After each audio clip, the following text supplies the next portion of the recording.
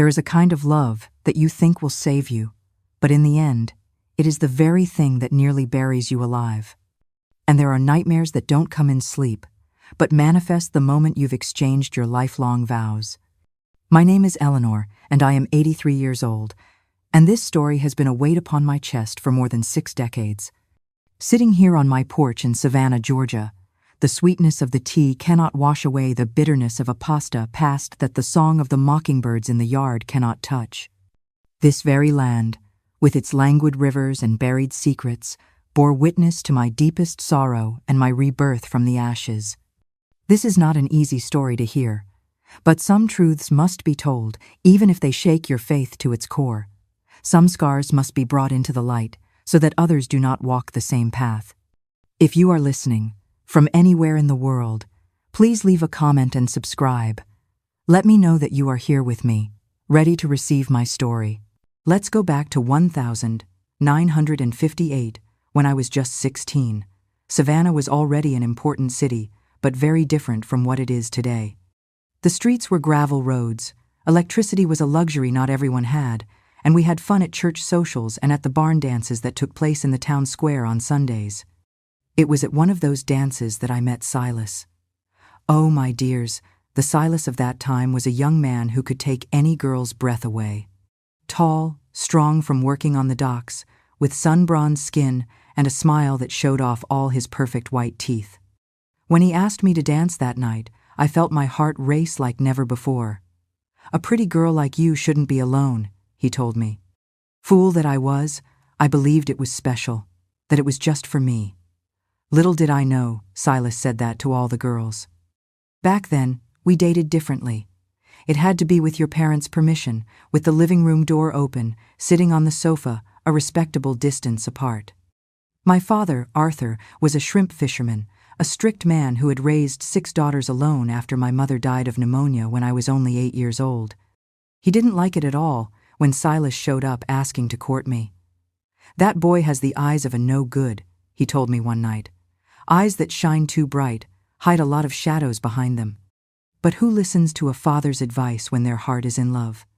I insisted so much that he finally allowed the courtship, but with 1,000 warnings and a watchful eye on every move.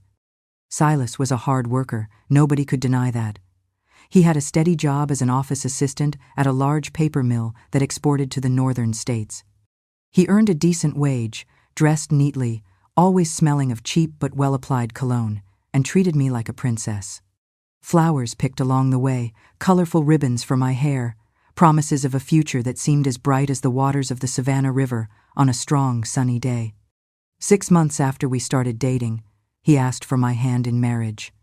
I remember my father sitting in his rocking chair on the porch, a pipe in the corner of his mouth, listening to Silas's proposal with an expression that mixed suspicion and resignation.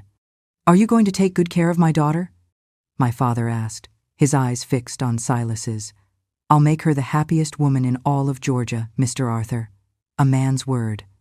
And then came the preparations. A simple wedding, as neither I nor my family could afford anything grand. The ceremony was at the Little St. John's Chapel, followed by a party in my father's backyard with barbecue, beer for the men, Coca-Cola for the women, and a 3-tiered cake that my sisters made with so much love that I can still remember the taste to this day. We went to live in a small rented house near the docks. Just 2 rooms, a living room that also served as a kitchen and a bedroom. The bathroom was outside, a wooden shack with a latrine in the ground.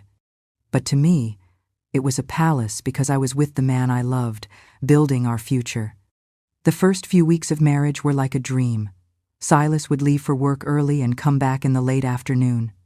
He always brought me a little something, a different fruit, a piece of candy, a new ribbon for my hair.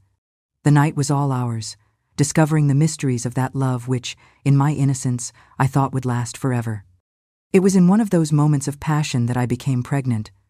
Not even 2 months married, when my period was late, I already suspected. I told my oldest sister, Beatrice, who took me to a respected midwife in town. "This belly already has life, my child," confirmed Miss Millie after examining me with her experienced hands. "You'll be a mother before the year is out." The joy I felt at that moment is hard to explain to you.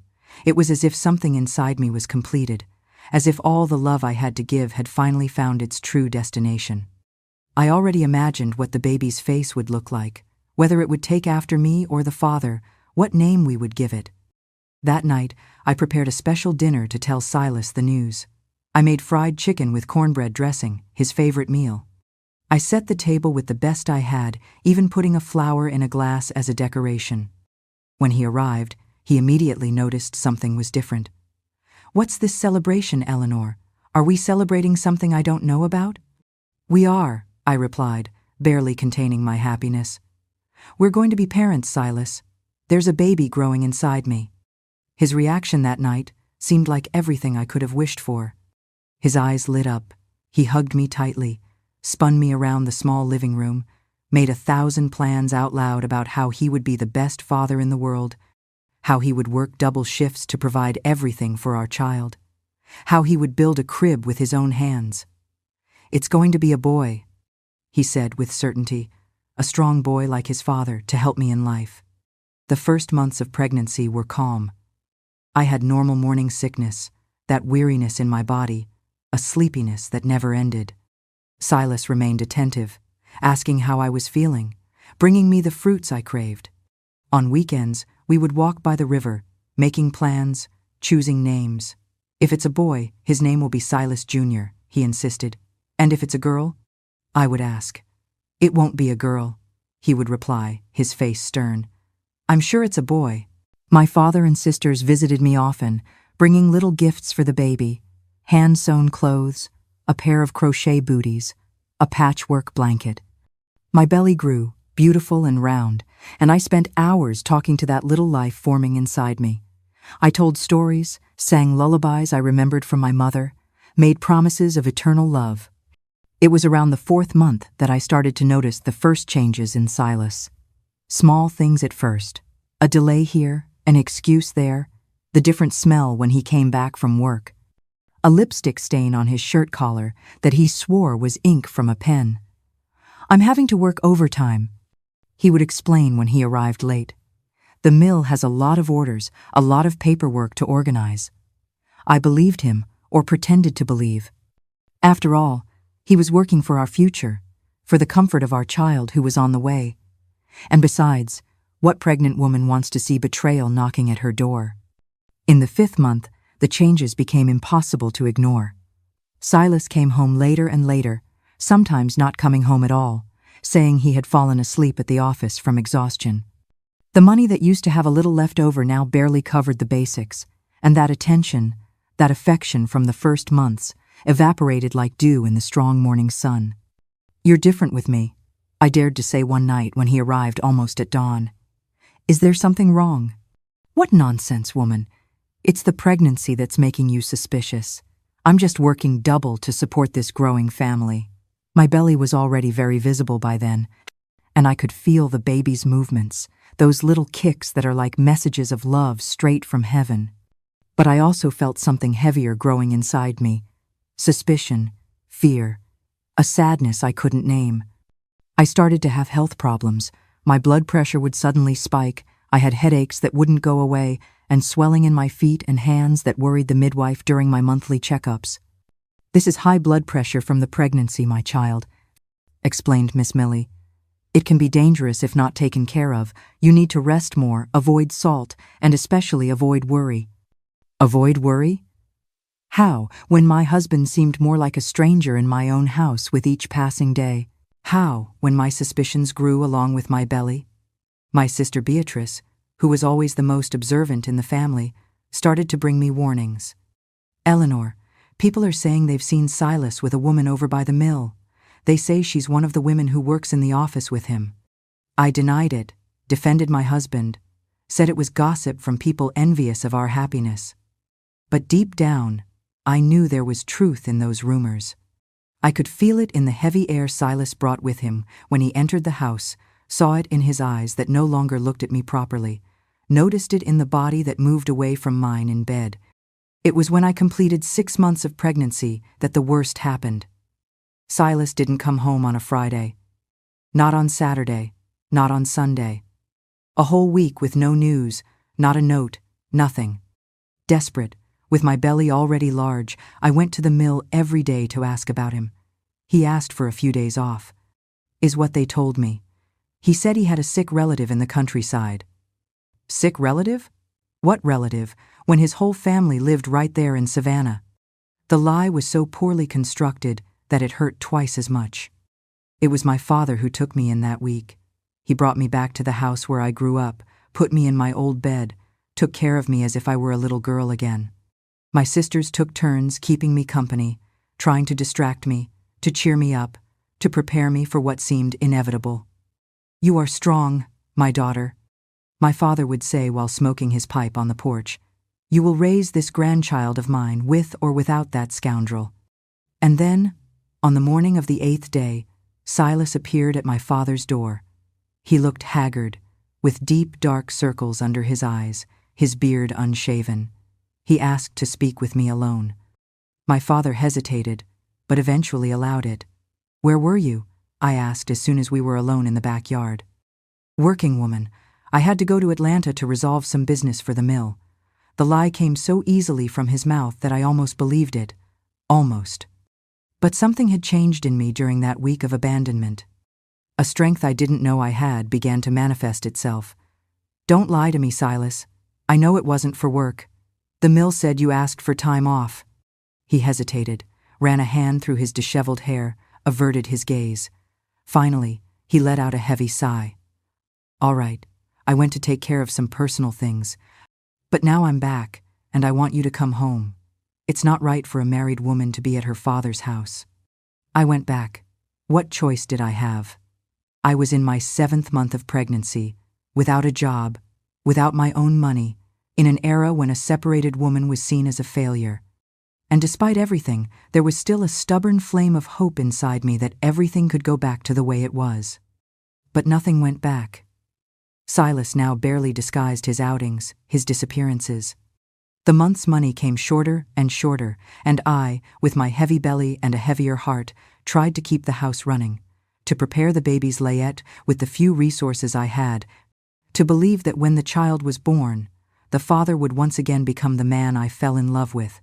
It was at the beginning of the 8th month that I discovered the whole truth.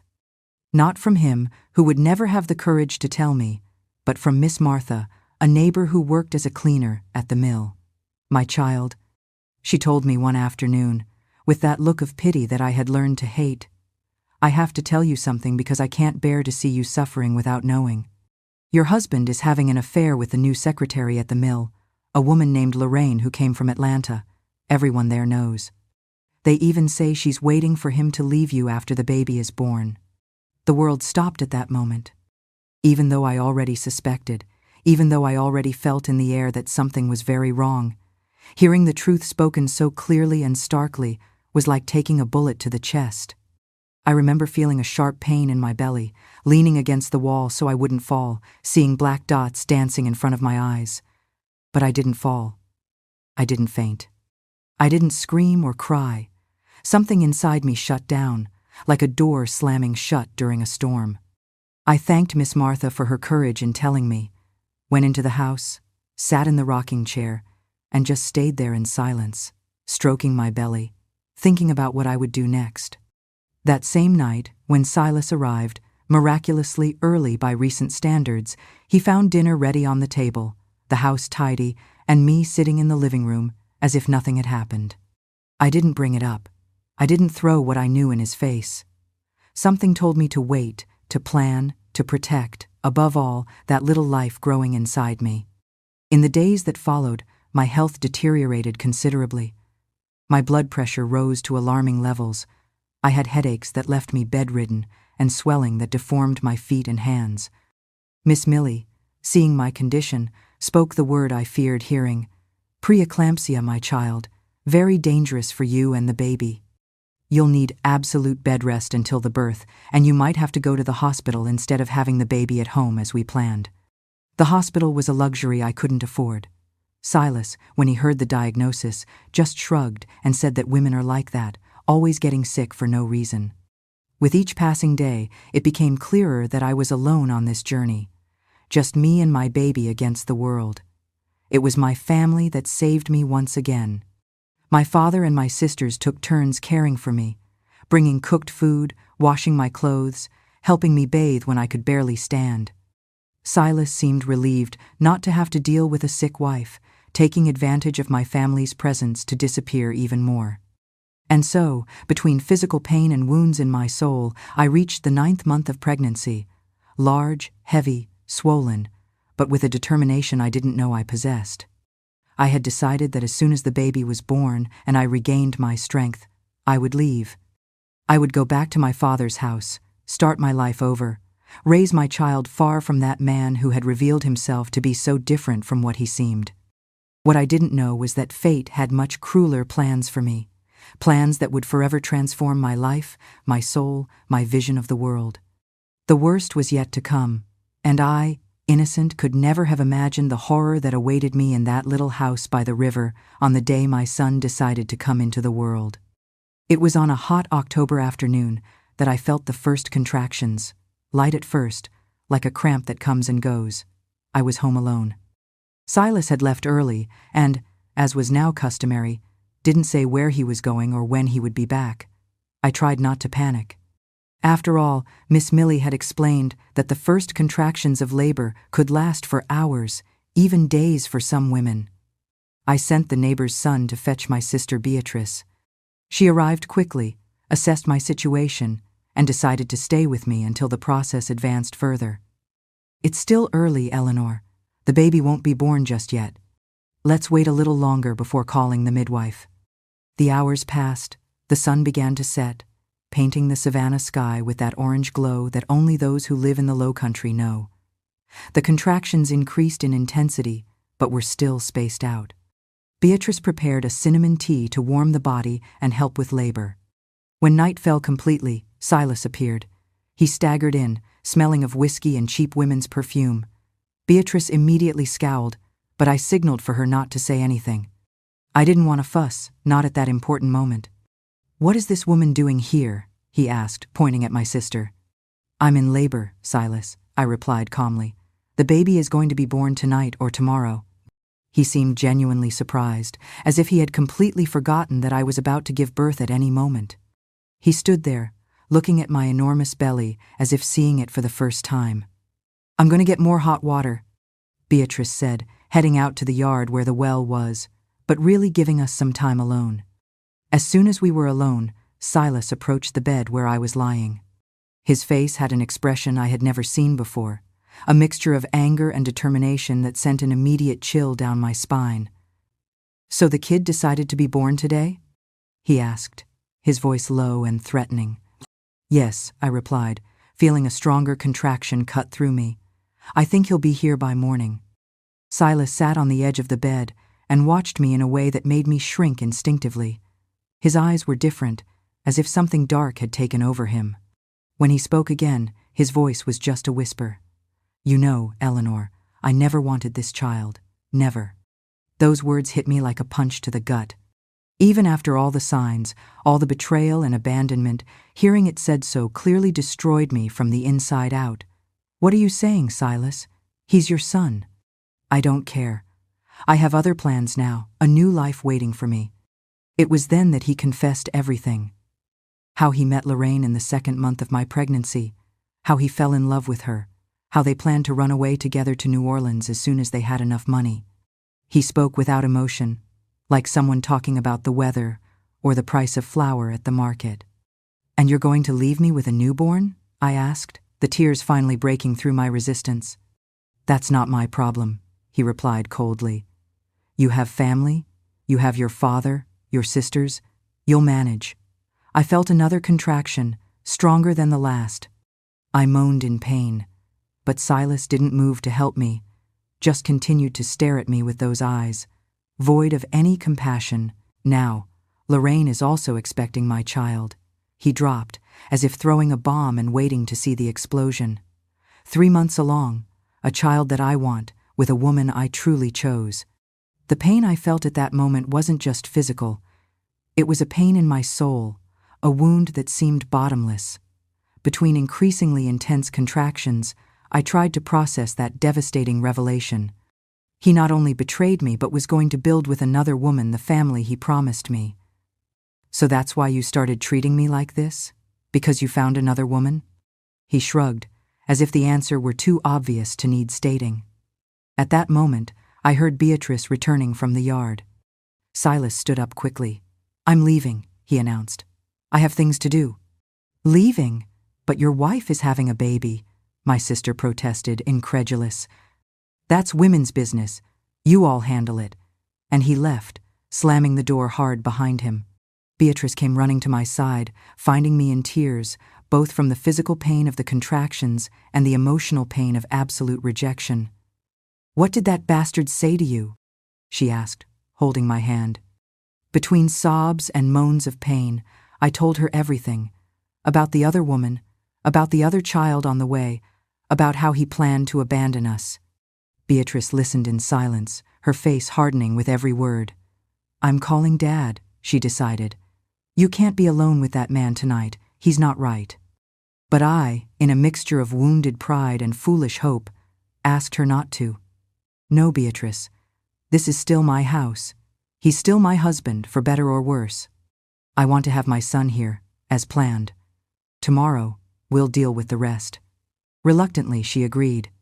She sent the neighbor's boy to get Miss Millie, the midwife, and stayed with me as the contractions grew stronger. The night progressed slowly, like a raft against the tide. Miss Millie arrived, examined me, and confirmed that the birth was progressing well, but it would still be a few hours.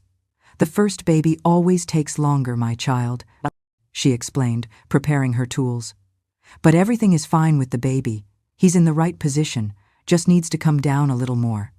Around midnight, Beatrice had to go home to check on her own children, whom she had left with a neighbor. She promised to be back in less than an hour. Miss Millie took the opportunity to rest a bit in the living room chair, as it seemed the birth would only happen in the morning. I was left alone in the room, rocking my body to relieve the pains that came in increasingly strong waves. That's when I heard the front door open. I thought it was Beatrice returning, but the heavy footsteps and the strong smell of whiskey told me it was Silas. He stumbled into the room, more drunk than before, his eyes red, his hair disheveled. "Haven't you popped that kid out yet?" he asked, his voice slurred by the alcohol. "The baby will only be born in the morning," I replied, trying to stay calm. "Go to sleep, Silas. You're drunk." He approached the bed, swaying. His expression was a mask of anger and resentment that caused me instant fear. I tried to call for Miss Millie, but my voice came out too weak to wake her in the living room. "You know what I was thinking today?" he said, sitting heavily on the edge of the bed. "I was thinking that if this kid isn't born, I won't have to pay any child support. I can just leave, free." An alarm sounded in my head. There was something in his voice, in his gaze, that went beyond the usual drunkenness. There was a dark intention that chilled my blood. "Silas, get out of here. Let me rest. The midwife is in the living room. My sister is coming back soon." He laughed, a humorless laugh that sent shivers down my spine. "The old lady is sleeping like a log, and your sister will be a while. We have time." What happened in the next few minutes is hard to tell, even after so many years. Like a cornered animal, Silas transformed into something I no longer recognized. He wasn't the man I fell in love with. He wasn't even the distant husband of the last few months. He was a creature dominated by a hatred I couldn't comprehend, a malice that seemed to come from the depths. He grabbed me forcefully, covering my mouth so I couldn't scream. His weight on my enormous belly caused an immediate, sharp pain. I tried to fight back, but between the contractions and my body, weakened by a difficult pregnancy, I was too weak to resist. "If this kid is born dead, no one can blame me," he whispered in my ear, pressing even harder on my belly. "They'll say it was a complication of childbirth. It happens all the time." The terror I felt at that moment is indescribable. It wasn't just my life in danger, but that of my innocent son, who hadn't even seen the world yet. I gathered all the strength I had left and managed to bite the hand covering my mouth. I screamed as loud as I could.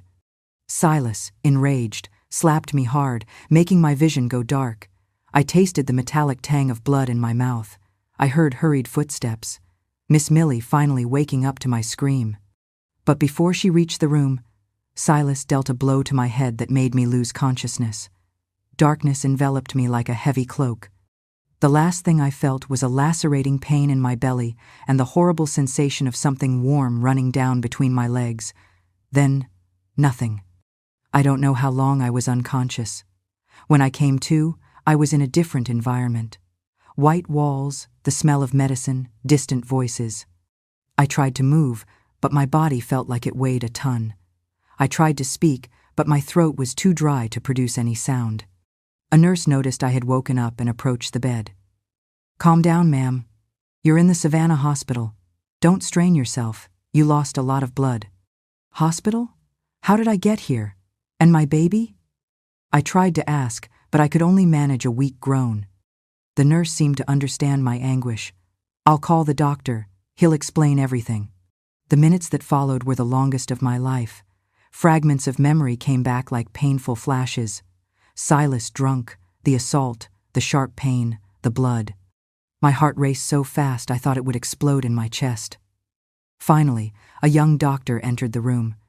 He had deep dark circles under his eyes and a grave expression that told me everything before he even spoke. "Mrs. Eleanor," he began, his voice controlled and professional, "you suffered a severe placental abruption, likely caused by physical trauma. When you arrived, you were hemorrhaging intensely, and your blood pressure was almost undetectable."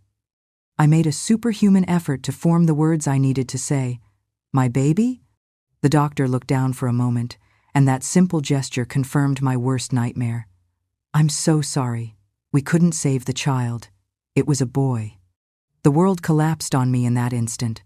A pain that wasn't physical, though my whole body ached, pierced me like a spear. My son, my boy, whom I already loved with every cell of my being, was gone without me ever being able to hold him in my arms, without being able to see his little face, without being able to tell him how much he was loved. The tears came, burning like acid. I cried until I had no strength left, until exhaustion took me back to the merciful darkness of unconsciousness.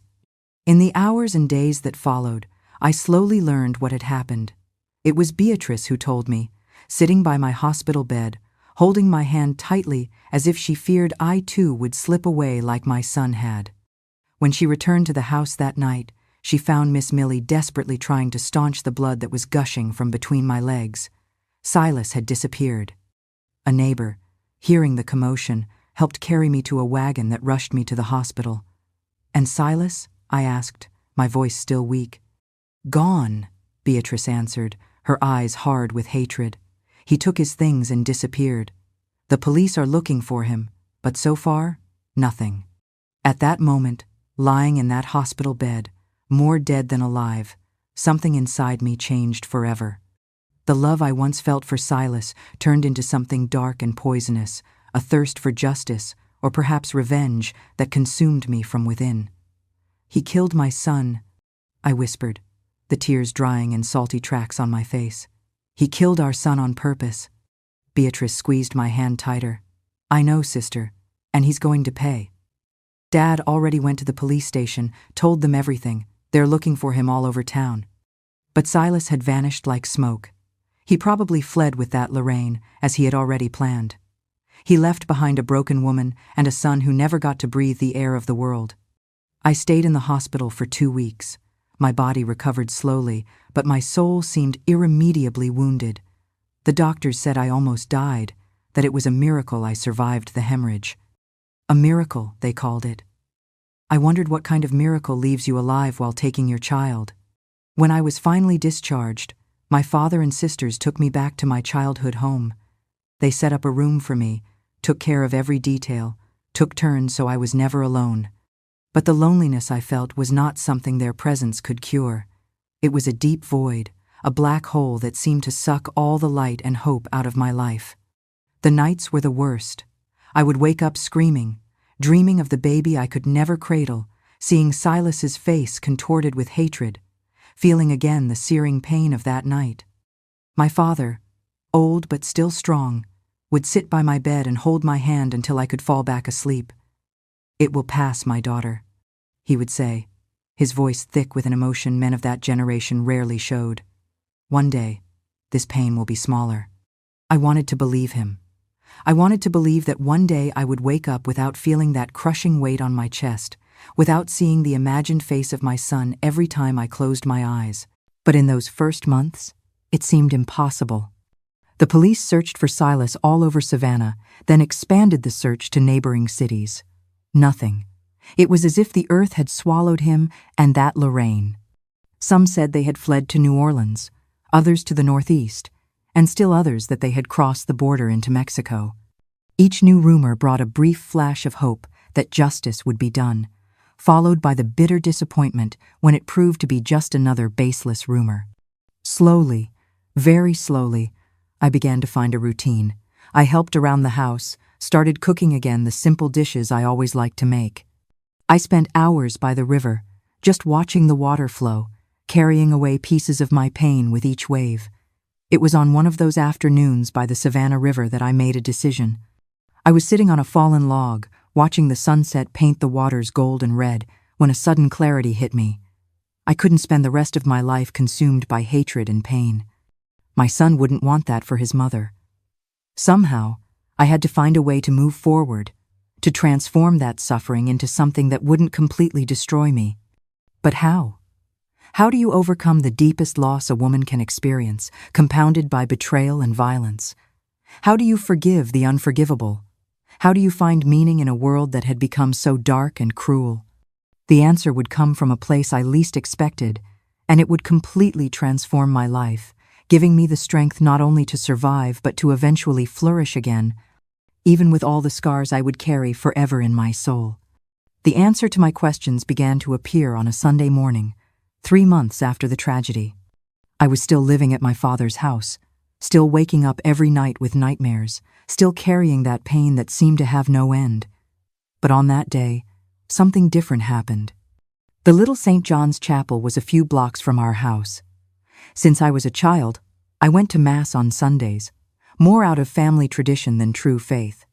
After losing my son, I stopped going. I couldn't understand a God who would allow such cruelty. I didn't want to hear about divine mercy when there was no mercy in my heart, only a bitter desire for revenge. That morning, however, I woke up with an inexplicable urge to go to church. I didn't tell anyone, just dressed in silence, and left before anyone could question me. The streets of Savannah were quiet, the sun just beginning to warm the day. I walked slowly, feeling the river breeze on my face, hearing the birds sing as if the world wasn't shattered. The church was almost empty when I entered, just a few elderly ladies praying the rosary before Mass, the sexton arranging objects on the altar, a girl placing flowers in the side vases. I sat in the last pew, hidden in the shadows, not knowing exactly why I had come or what I hoped to find there. The Mass began, and I just watched, distant, as if watching a scene from a movie that had nothing to do with me. The priest was new to the parish, still young, with an accent that betrayed his origins in the north. His words floated around me without really touching me until he began the homily. "Today, I want to talk about pain," he said, looking directly at the small congregation. "Not the physical pain that is fleeting, but that deep pain of the soul that seems to have no cure, no end." It was as if he was speaking directly to me, as if he could see through my dark clothes to the open wound I carried. "Many of us here know this pain," he continued. "The pain of loss, the pain of betrayal, the pain of shattered dreams. And many ask, where is God in this pain? Why does he allow us to suffer like this?" I felt silent tears begin to stream down my face. They were the same questions I asked myself every night, staring at the ceiling of my room, never finding answers. The hardest truth to accept is that sometimes there is no answer, the priest said, his voice gentle but firm. Sometimes pain simply exists as a result of human choices, of the imperfection of the world, of the freedom we were given to do good or evil. He paused, now looking at a point above our heads, as if searching for the right words. But there is an even greater truth. Pain does not have to define us forever. It marks us, yes, it certainly transforms us, but it doesn't have to be the end of our story. Something in those simple words penetrated the armor of bitterness I had built around myself. It wasn't a sudden revelation or a miraculous cure for my suffering. It was just a small crack of light in a room that had remained in total darkness for months. When the Mass ended, I remained seated while everyone else left. I didn't want to meet neighbors, answer questions, receive looks of pity. I just wanted to stay there, in the quiet of the empty church, trying to understand what had changed inside me. The priest must have noticed my hesitation.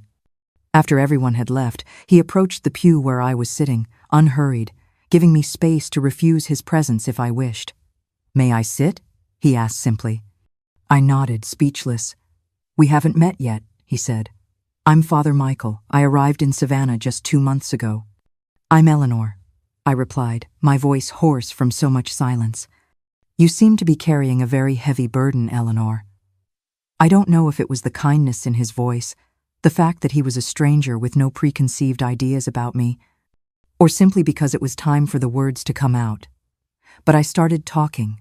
I told him everything, from my courtship with Silas to the terrible night I lost my son. I spoke of my anger, my desire for revenge, the emptiness I felt where there had once been only love and hope. Father Michael just listened, without interrupting, without judging, without offering religious platitudes or easy comforts. When I finished, exhausted and empty like a glass from which the last drop has been drunk, he remained silent for a long moment. "Eleanor, your pain is legitimate," he said finally. "Your anger, too. I'm not going to tell you to forgive what seems unforgivable, nor to find meaning where there seems to be none." His honesty surprised me.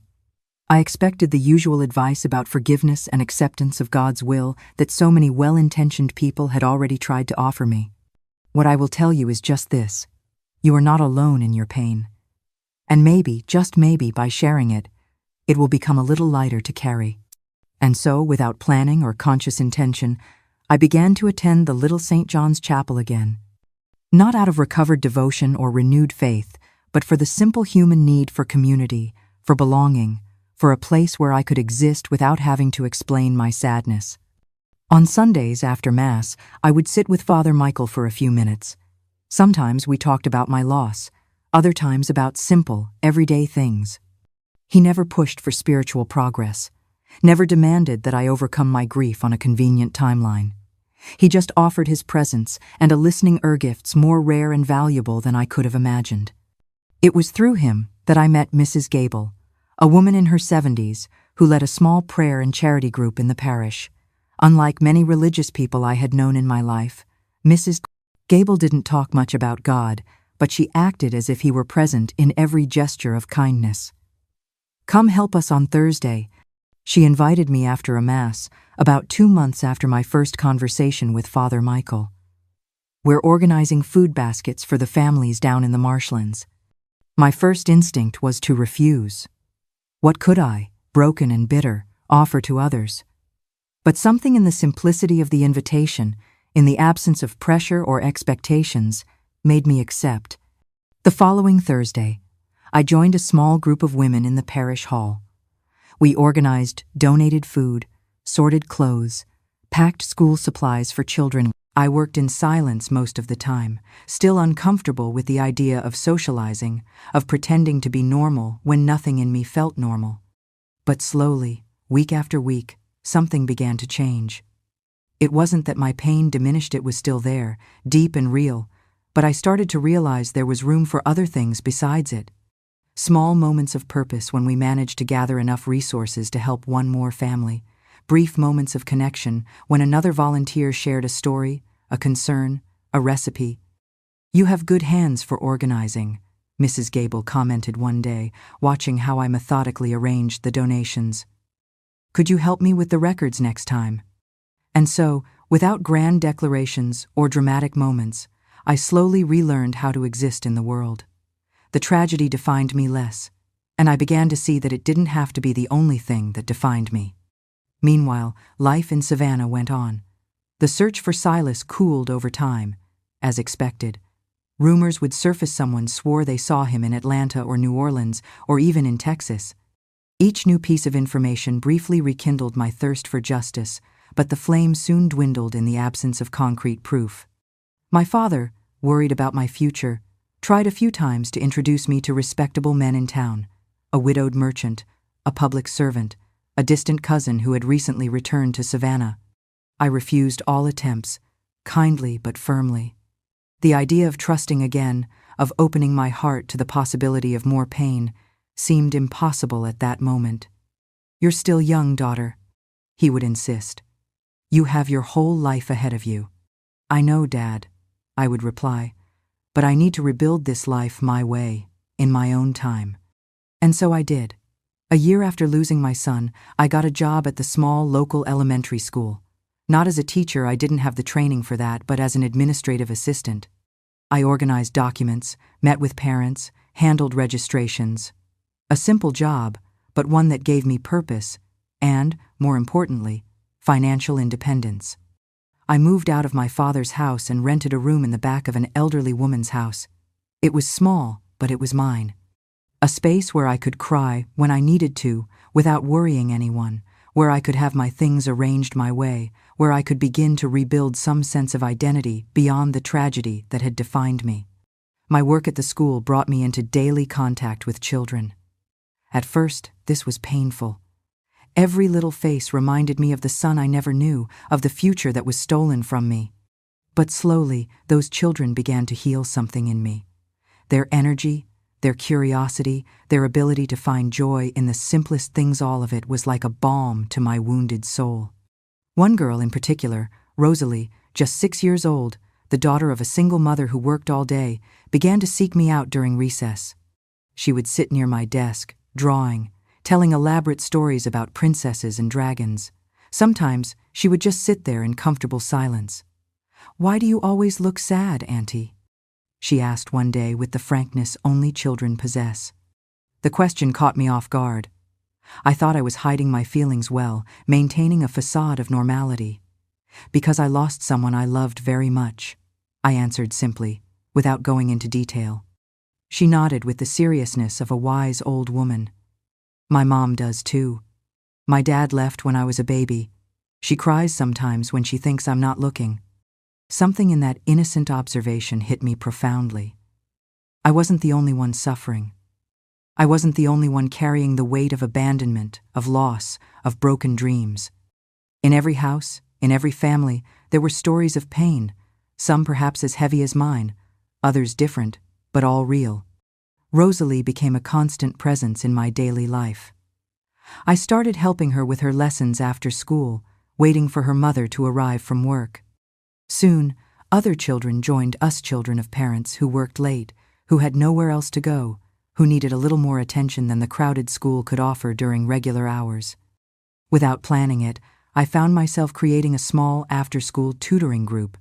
The principal, seeing the benefit for the children, offered an empty classroom in the afternoon. The parents, grateful to have a safe place to leave their children, began to contribute what they could. A dozen eggs, a fresh fish, some fruit from their yards. I was so busy with my new purpose that I almost didn't notice when the 2nd anniversary of my son's death arrived. The date still hurt, of course. I still spent the night awake, remembering every detail of that tragedy. But in the morning, when the sun rose, the children were waiting for me. They needed me. And I realized, with surprise, that I needed them. It was on that day, while helping a boy form his first words, that I made a decision. I was going to become a teacher. It wouldn't be easy. I would have to study at night, work during the day, save every penny. But now I had a goal, something to direct my energy toward besides pain and anger. I talked to Father Michael about my decision. He not only supported me, but helped me find information about night courses in Savannah, about scholarships, about how to prepare for the entrance exams. "You are transforming your pain into purpose," he said. "There is no more powerful cure than that." In the years that followed, my life found a new rhythm. I worked at the school during the day, studied at night, and continued with my tutoring group in my spare time. It wasn't an easy life, but it had meaning, direction, purpose. The pain of the loss never completely disappeared. How could it? But it became a part of my story, not the whole of it. From time to time, news about Silas would still surface, someone who saw him in such and such a place, with such and such a person. Once, about 5 years after the tragedy, a merchant from Savannah returned from a trip to Atlanta swearing he had seen Silas working as a salesman in an appliance store. My father and my brother-in-law went there to investigate, but by the time they arrived, the man who resembled him had already left the job. Each of these false hopes briefly reopened the wound, made me question if there would ever be justice. But slowly, the need for revenge lost its power. Not because what Silas did was any less terrible, but because I realized that living consumed by hatred was allowing him to continue destroying my life, even from a distance. In 1968, nearly a decade after losing my son, I graduated as a teacher. It was one of the most important nights of my life. My father, now elderly but still strong, cried openly when I received my diploma. My sisters organized a small graduation party in the backyard of our house, with cake, soda, and the presence of the people who had become important in my new life. Father Michael, Mrs.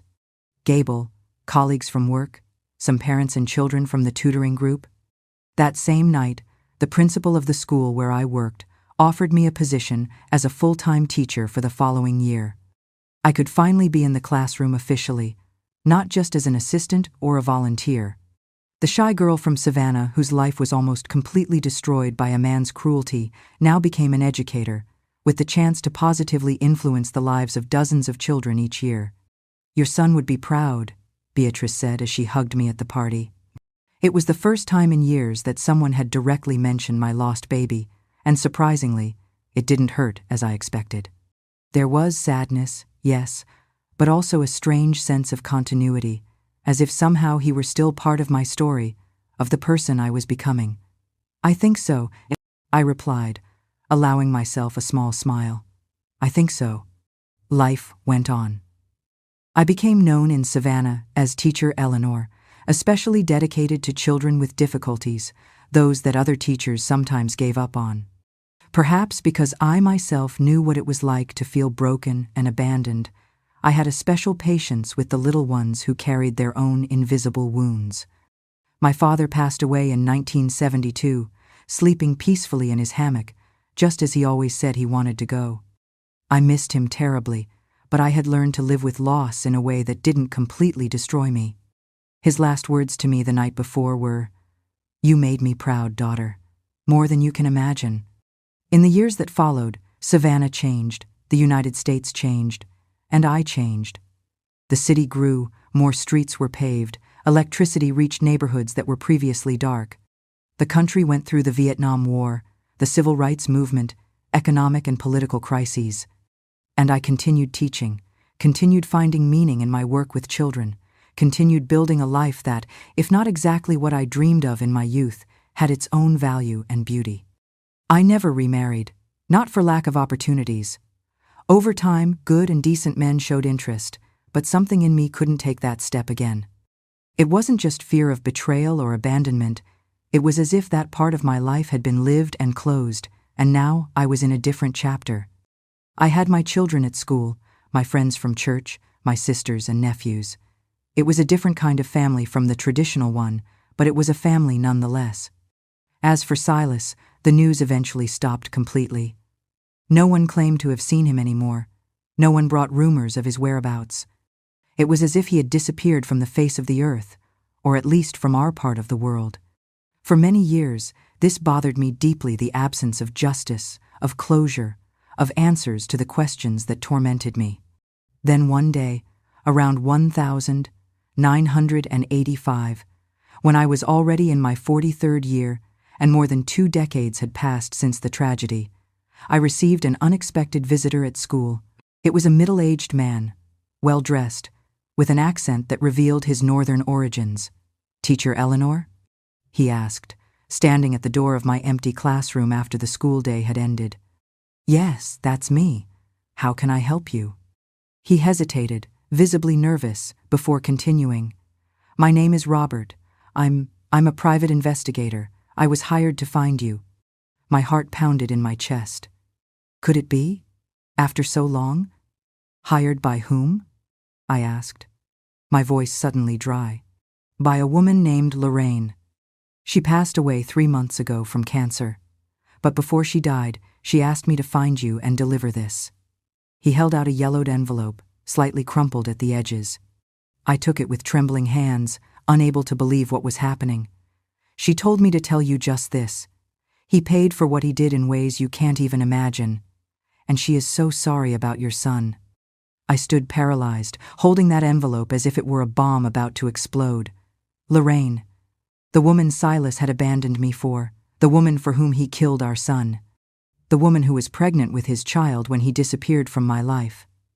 "Thank you," I managed to say finally. "Can I ask, did she say anything about Silas?" The man shook his head. "Only that he died many years ago.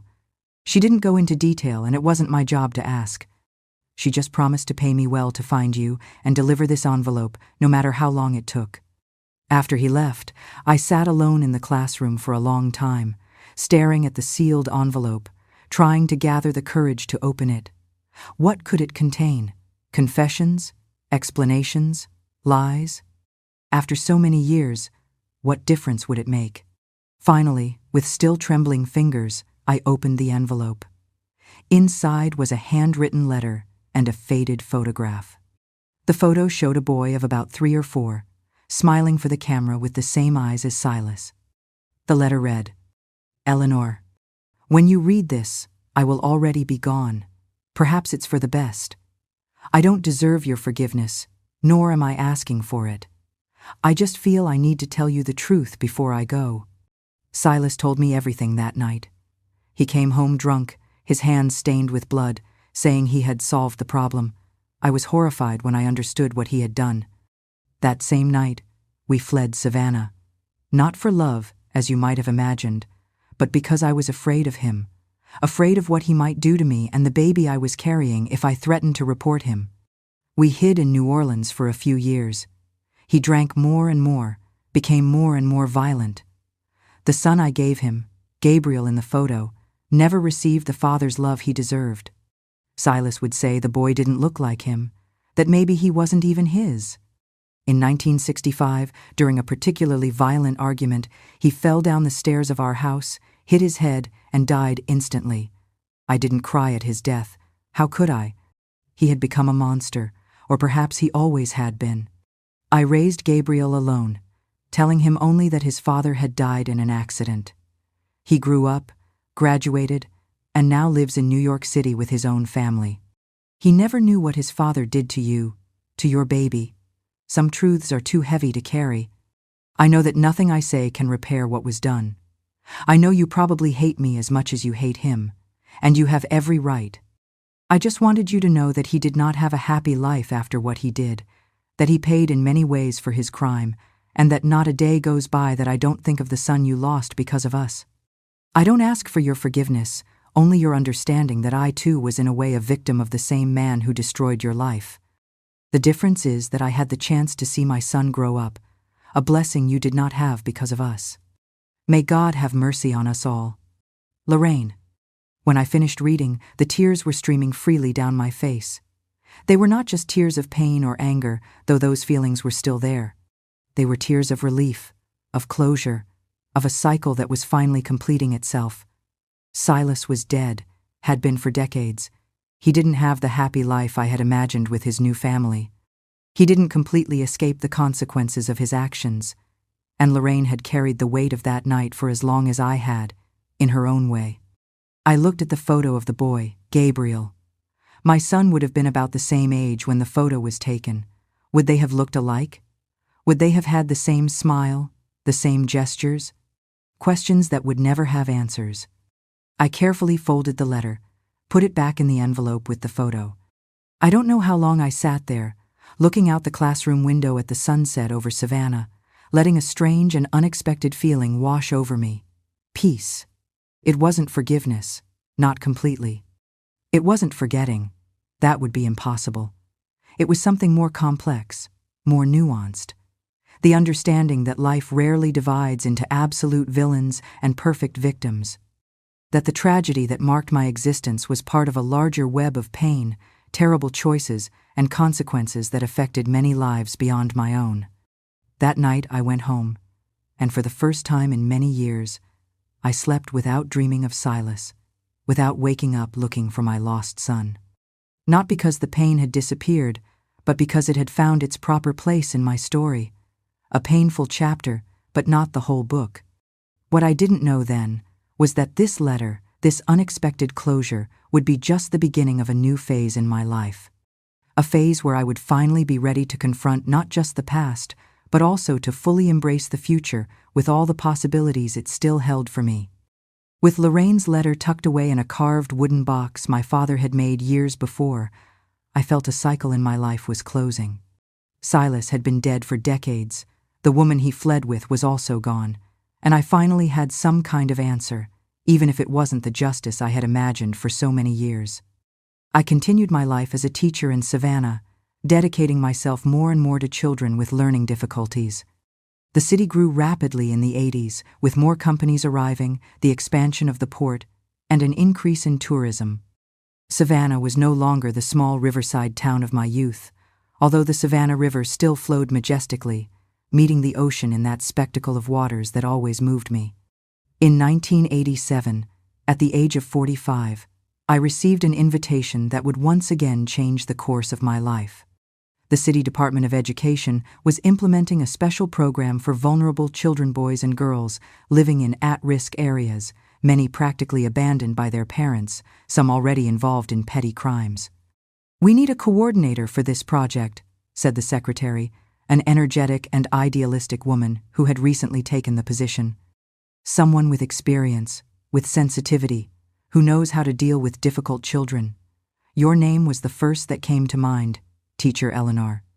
I accepted the challenge without hesitation. It was exactly the kind of work that gave meaning to my existence, using my own experience of pain to help children who also carried deep wounds. The project started modestly, with an adapted classroom in a public school in the city's poorest neighborhood, serving about 30 children in the after-school hours. Our proposal was simple: to offer not just academic reinforcement, but a safe space with food, cultural activities, and, most importantly, emotional support. Many of those children had never heard a word of encouragement, had never been treated with the respect and dignity that every human being deserves. "You're different?"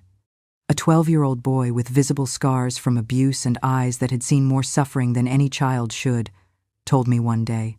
"You really look at us like we exist." Those simple words were etched into my soul. That was exactly what I was trying to do. To see beyond the difficult behaviors, the dirty clothes, the rude words. To see the child behind all the layers of pain and abandonment. The project grew rapidly. In 2 years, we were serving more than 100 children in 3 different centers scattered throughout the city. We secured partnerships with local companies, with the university, with international NGOs working in the region. We formed a dedicated team: teachers, psychologists, social workers, physical educators, all committed to the same vision of transformation through education and care. It was during this time that I met John Beauford, a man of about 60 who offered to volunteer to teach woodworking to the older boys. He was a quiet man of few words, his hands calloused from decades of working with wood. A widower for many years, he had no children and lived alone in a simple house in the historic district. At first, our relationship was strictly professional. I coordinated the project. He came 3 times a week to teach his woodworking classes. Gradually, however, we began to talk more about the children, about the city, about books we were reading, about life. John Beauford had a quiet wisdom, a way of seeing the world that intrigued and comforted me at the same time. "Life is like a river, Miss Eleanor," he said once, as we were having coffee after the day's activities. "It has its rapids, its calm stretches, its unexpected turns. The secret isn't to try to control the water's course, but to learn how to navigate it." That simple analogy, coming from a man who knew the southern rivers intimately, made so much sense to me. For so long, I had fought against the current of my own history, trying to find answers, seeking a justice that never came in the way I imagined. Maybe it was time to just let the river take me where I needed to go. Our friendship grew slowly, with the care of 2 people who had already known deep pain and didn't want to risk suffering again. There was no romance, at least not at first. We were just two lonely souls finding comfort in each other's company, in easy conversation, in shared silence while watching the sunset over the river. In 1989, the project I coordinated received a National Education Award. I was invited to go to Washington, D.C. to represent our team at the awards ceremony. It was the first time I had left Georgia, the first time I had been on an airplane. At 47, I felt simultaneously nervous and excited, like a young girl. "I'll go with you," John Beaufort offered when I told him about the trip. "If you'd like the company, of course. I know D.C. I can help you get around." I gratefully accepted his offer, glad not to have to face that adventure alone. It was during that week in Washington, away from the routine of Savannah, away from the stories and memories that defined us in our city, that our relationship began to change. Walking along the National Mall, visiting the city parks, dining in simple but different restaurants, we allowed ourselves to be just a man and a woman enjoying each other's company. Not the project coordinator and the woodworking teacher, not the woman marked by tragedy and the lonely widower, just Eleanor and John.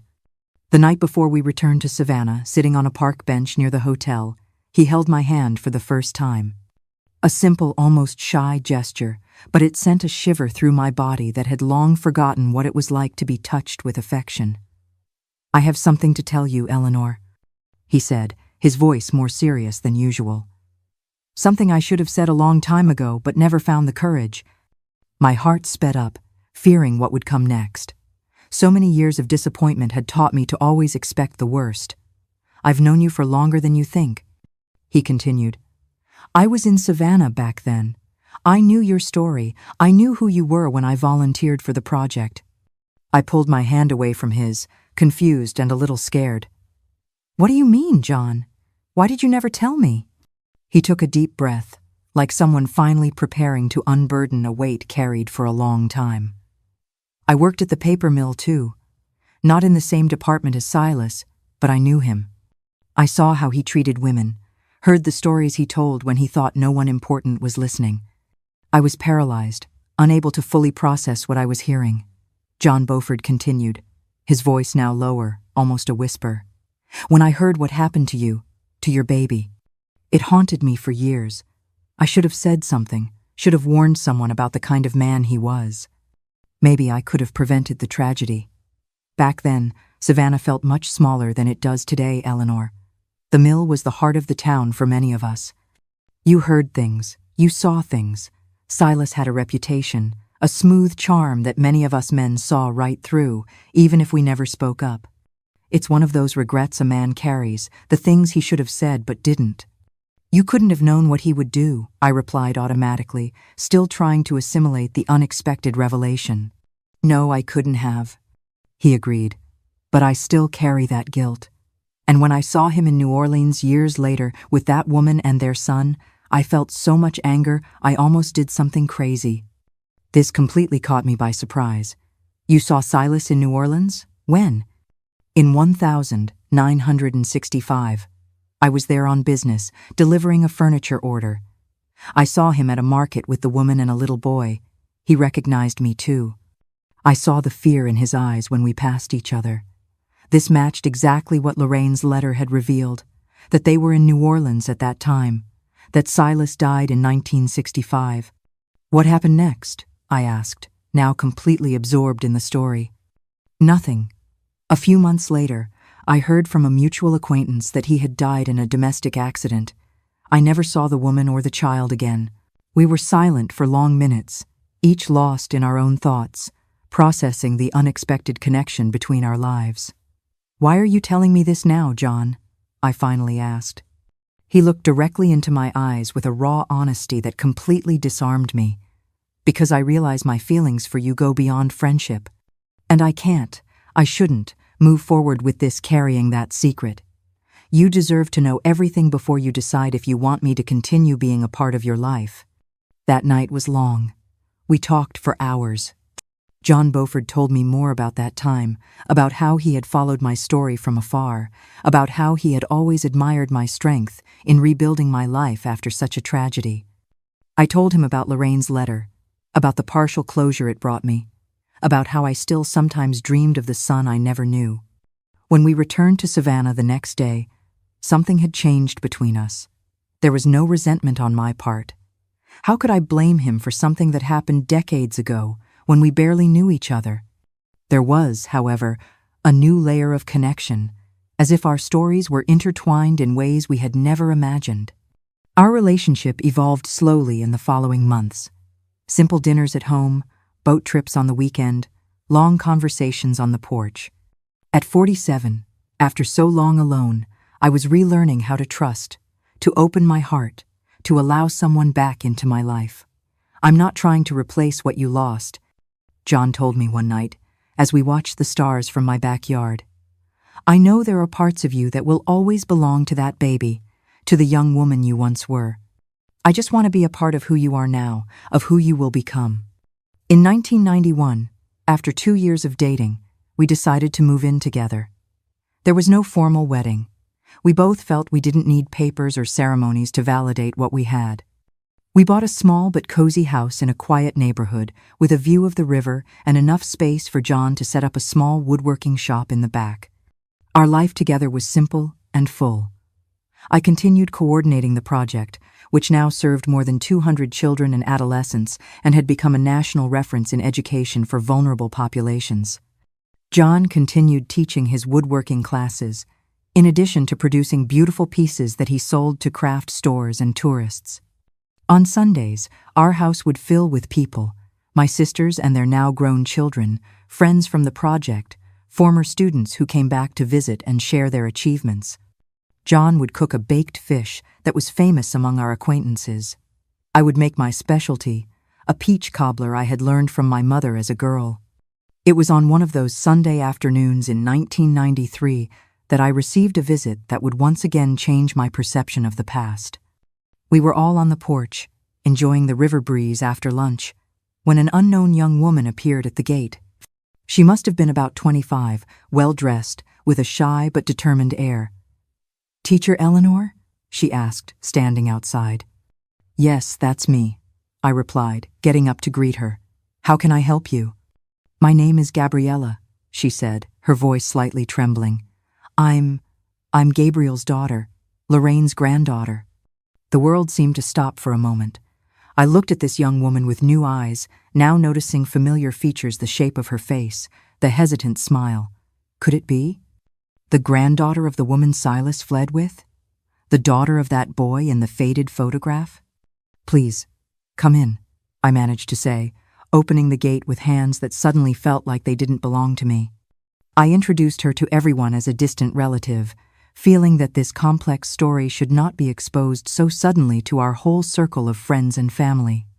John, who knew the whole story, immediately understood who she was and discreetly began to distract the other guests while I took Gabriella into the living room where we could talk more privately. "How did you find me?"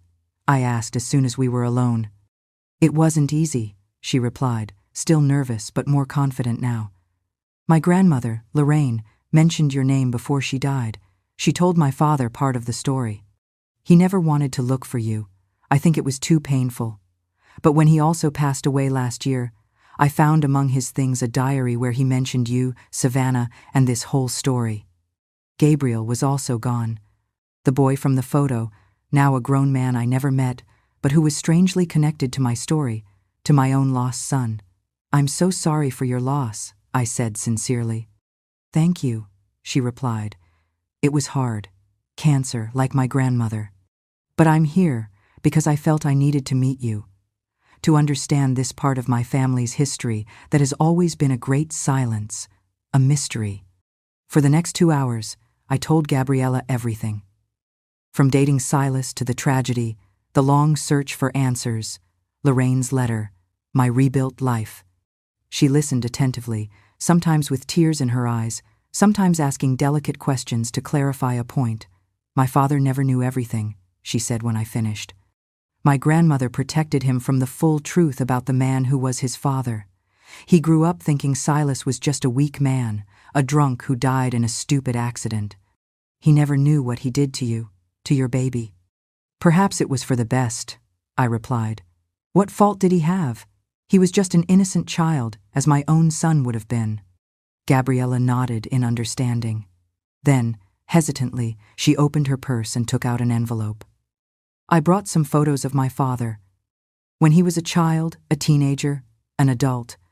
I thought maybe you would want to see what he was like, what it might have been like, in a way, for your own son. With trembling hands, I took the envelope. I didn't open it immediately. I wasn't sure I could do it in front of her. I also brought this, she continued, taking a small box from her purse. My father was a pediatrician. He dedicated his life to caring for children. I never knew why he chose that specialty, but now, knowing this story, I wonder if somehow he was trying to compensate, to balance what his father did. The idea that Silas's son had grown up to become a doctor who saved children hit me with unexpected force. What an irony of fate. What a strange and perfect circle of life. He was a good man, Gabriella continued, her voice thick with emotion. A loving father, a dedicated doctor. If it means anything to you, Silas's lineage did not continue his evil. My father broke that cycle. It meant something. It meant more than I could express at that moment, with a lump in my throat and tears in my eyes. The idea that something good had emerged from all that tragedy, that good had somehow prevailed over evil, brought a comfort I didn't know I still needed. Gabriella stayed at our house for 3 days. She learned about the project, saw the work we did with the children, got to know John Beaufort better, and a little of my current life. On the eve of her departure, I finally had the courage to open the envelope with the photos. Sitting on the porch, with the moon illuminating the river, we looked together at the images of this man I had never met, but who, in a strange way, was part of my story. Gabriel as a child, with the mischievous smile of the boy in the first photo. Gabriel as a teenager, serious in his school uniform. Gabriel as an adult, in a white coat, attending to children in a hospital. Gabriel as a father, holding a newborn Gabriella, with a look of pure love. He would have liked you, Gabriella said softly. He always taught us about the importance of doing good, of caring for the most vulnerable. That night, after Gabriella had gone to bed, I stayed on the porch with John. I told him about the photos, about Gabriel becoming a pediatrician, about the strange but comforting feeling that something good had come from so much suffering. Life finds its ways, he said, holding my hand, like a river that seems blocked by a waterfall but always finds a way to move forward. The next day, we said goodbye to Gabriella with a promise to keep in touch. She returned to her life in New York City, where she was following in her father's footsteps in medicine, but now carrying a more complete knowledge of her origins, of the complexities of her family history. As for me, that unexpected encounter brought a new layer of healing. Seeing that the son of Silas and Lorraine had become a good man, that he had dedicated his life to saving children, that he had raised a strong and sensitive daughter like Gabriella, all of this helped me make final peace with the past. It wasn't that the pain had completely disappeared. The loss of my son would always be a wound I carried. But now there was also a deeper understanding of how our lives are intertwined in ways we cannot predict, of how, even from the most terrible situations, seeds of good can sprout, of how history never really ends with tragedy, but continues in new generations, in new beginnings. The following years brought their own joys and challenges. The project continued to grow, transforming the lives of hundreds of children. John and I grew old together, finding comfort and joy in each other's company. I kept in touch with Gabriella, who occasionally visited us in Savannah and even came to work for a period as a volunteer at the project. In 2000, at the age of 58, I officially retired as a teacher, although I remained involved with the project as a consultant and mentor.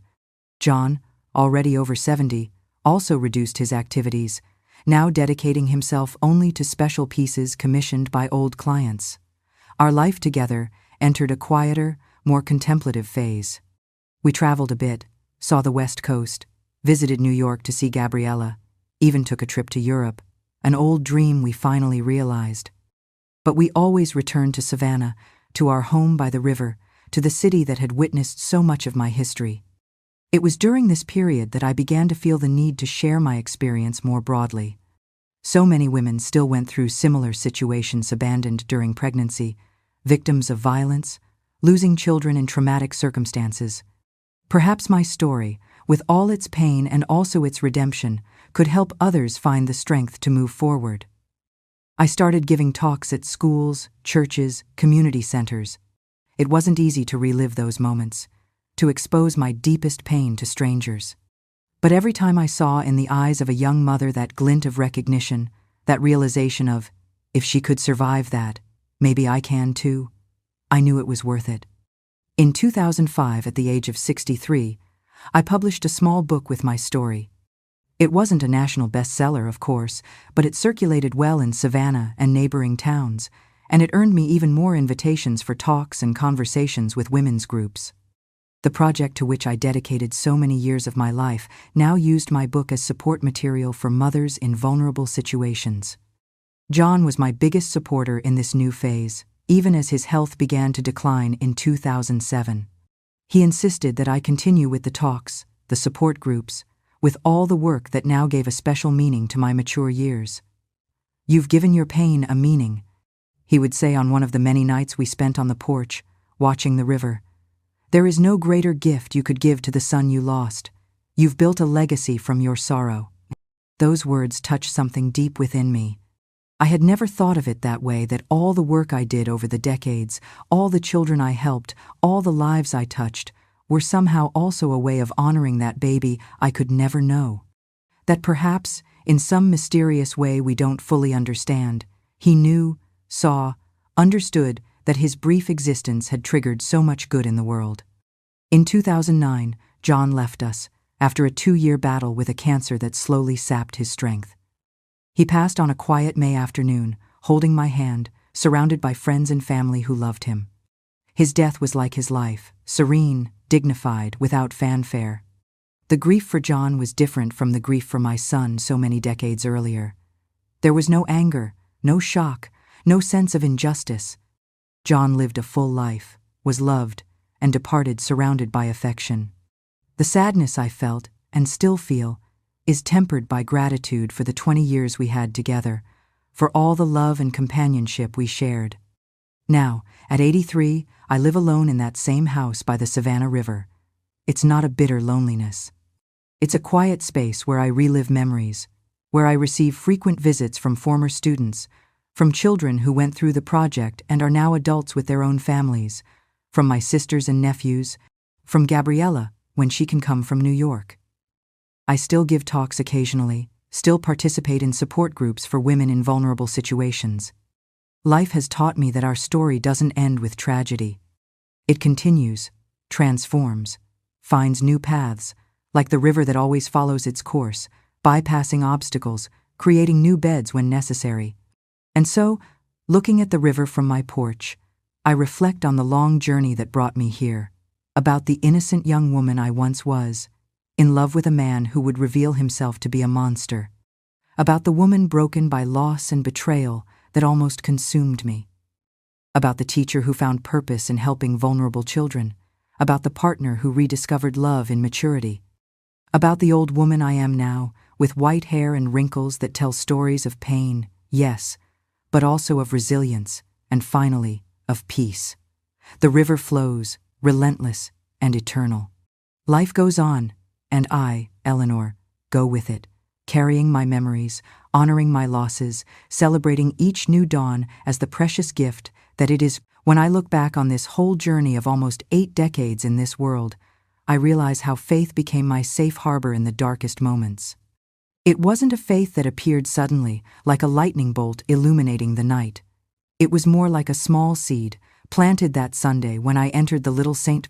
John's Chapel, which grew slowly, sometimes almost imperceptibly, until it became a tree strong enough to shelter me in life's storms.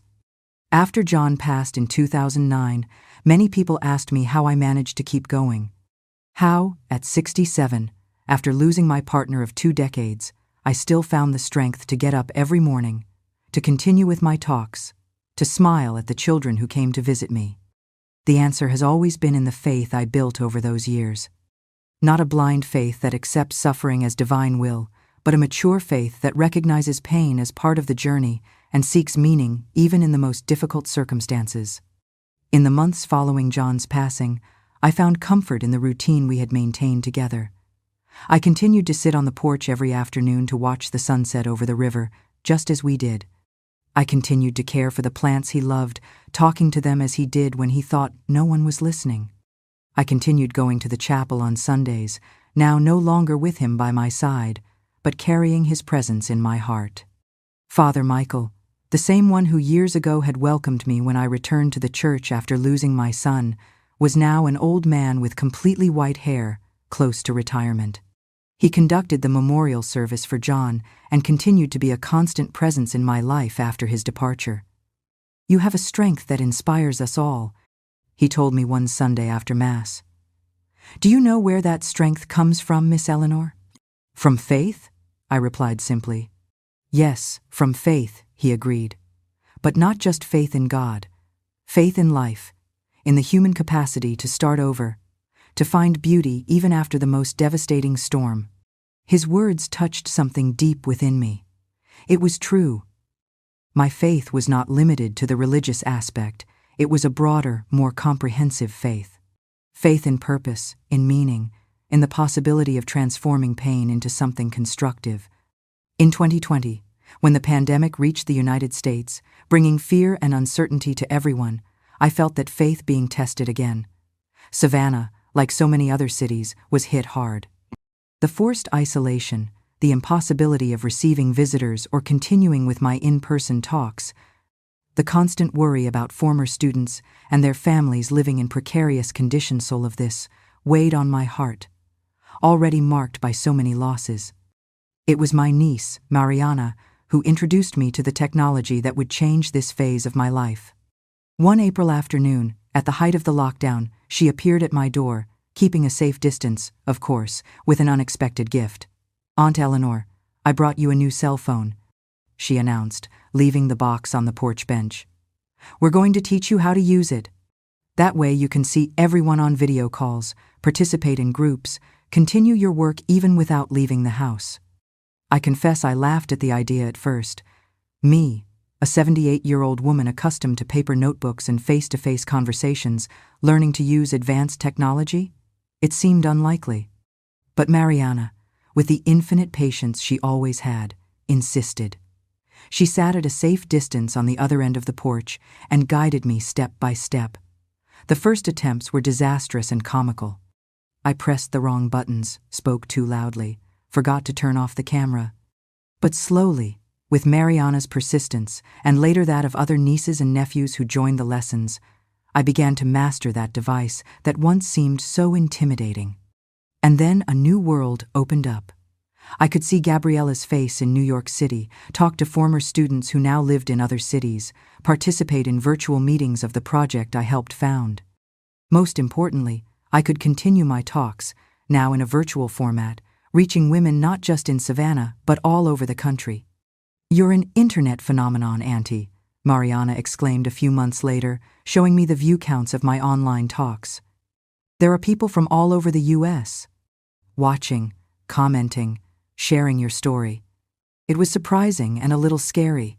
I never imagined that my personal experience, born on the banks of the Savannah River so many decades ago, could resonate with people from such distant places, from such different realities. But pain is universal, as is the search for healing and meaning. And apparently, my journey of loss and reconstruction touched something deep in the hearts of many women. I began to receive messages, dozens, then hundreds of them.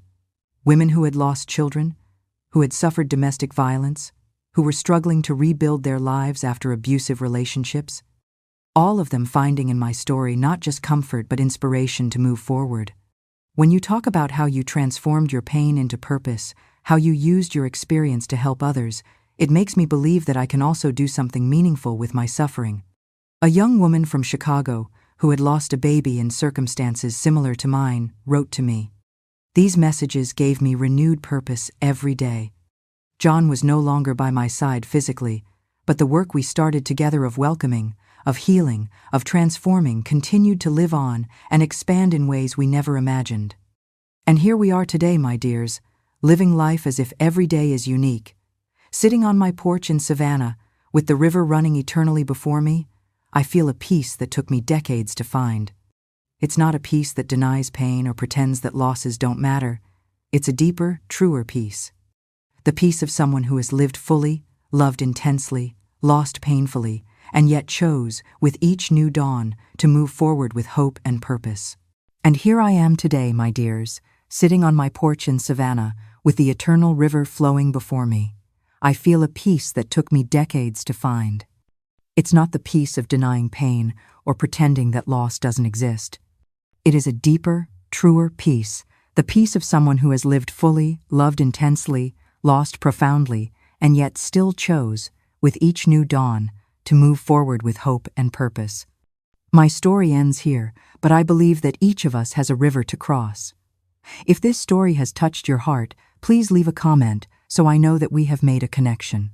Please press like if you found a glimmer of hope, and subscribe and follow the channel so we don't lose one another on this journey, and so we can listen to and share more meaningful stories together. Your support is the fire that warms this old heart. Finally, remember that life is a river that never stops flowing. Sometimes calm, sometimes turbulent, but always moving forward.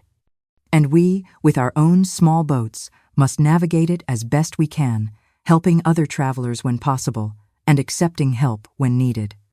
Always keep your eyes on the horizon, where a new day will always dawn, no matter how dark the night has been. Thank you for listening to an old woman's story. May you find strength on your own journey, wherever it may lead.